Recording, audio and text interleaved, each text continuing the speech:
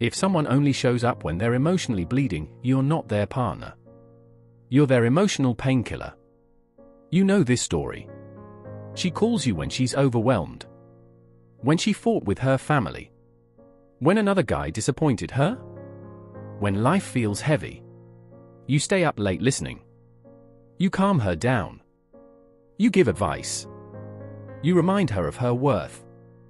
In those moments, she sounds vulnerable. Soft. Connected to you. But when she's happy. When she's stable. When things are going well. You feel distance. You don't get the same energy. The same urgency. The same emotional intensity. And deep down, you're confused. Because she says you matter. But she doesn't choose you. This is what emotional comfort usage looks like. And it's more common than people want to admit. First sign, you are her safe place, but not her priority. She trusts you with her pain, but not her plans. She vents to you about her life, but she doesn't build one with you. You know her trauma, her fears, her childhood wounds.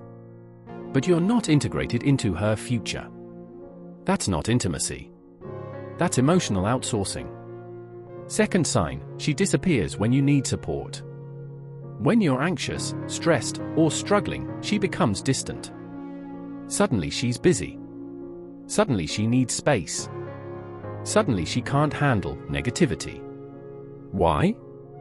Because the dynamic was never mutual. It was transactional. You were the emotional container, not the emotional partner.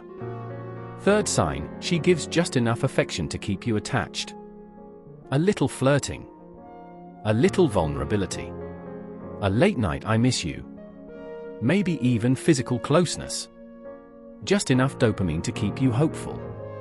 But never enough clarity to feel secure. That inconsistency is not accidental. It creates a validation loop. Your brain starts associating her attention with reward. You chase the next emotional high. And she gets comfort without commitment. Fourth sign, she tells you you're important, but avoids defining anything. If someone truly sees you as a partner, they don't stay vague. They don't say, let's not label this, while still expecting loyalty and emotional availability. Vagueness protects her freedom while using your stability. Fifth sign, you feel drained, not valued. After every deep talk, you feel tired.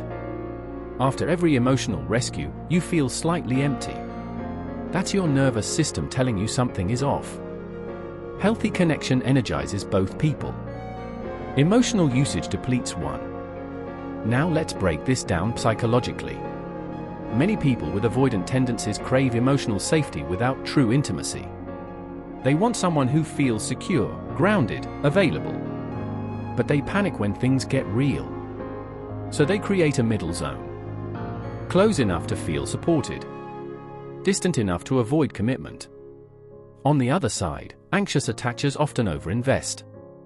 They mistake emotional intensity for connection. They believe if they give enough reassurance, enough patience, enough understanding, they will eventually be chosen. That belief is dangerous. Because emotional labor does not guarantee romantic value. Sometimes, it lowers it. Here's the uncomfortable truth. If someone only connects with you when they're unstable, you are not their desire. You are their regulation system. And desire and regulation are not the same thing. From a gender psychology angle, this dynamic shows up differently but follows similar patterns. Many men are taught to be protectors, problem solvers, emotional anchors. So when a woman opens up, he feels needed. Needed feels like valued. But being needed during chaos does not mean being desired in stability. Many women are taught to seek emotional safety first. If they have unresolved trauma or fear of abandonment, they may cling to someone who feels safe while still chasing excitement elsewhere. Safety becomes backup. Excitement becomes priority. Neither side is evil here. But both can be selfish. And if you're the one giving constant support without clarity, you have to ask yourself something harder.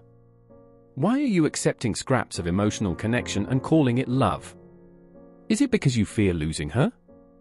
Because you think patience equals loyalty? Because you believe your value comes from fixing someone? That's not romance. That's self-abandonment. You might tell yourself, she's just confused.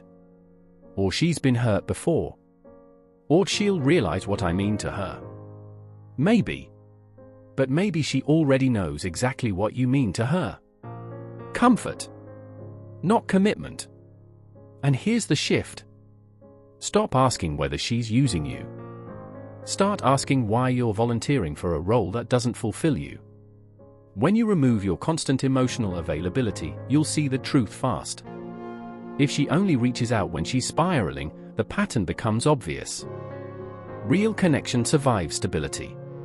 If the bond fades when there's no crisis, it was never built on mutual desire. It was built on dependency. Silent advice. Stop overfunctioning in someone else's emotional life. Let them sit with their discomfort. If they want you in their world, they will make space for you outside of chaos. Match effort with effort. Match clarity with clarity. Don't accept blurred lines because you're afraid of silence. And most importantly, build a life where you are not waiting to be chosen. Because the moment you stop auditioning for the role of emotional support system, you start qualifying for something healthier. Here's the ending truth most people avoid. If someone only calls you when they're lonely, you were never their love story. You were their coping mechanism. And coping mechanisms get replaced when the pain fades.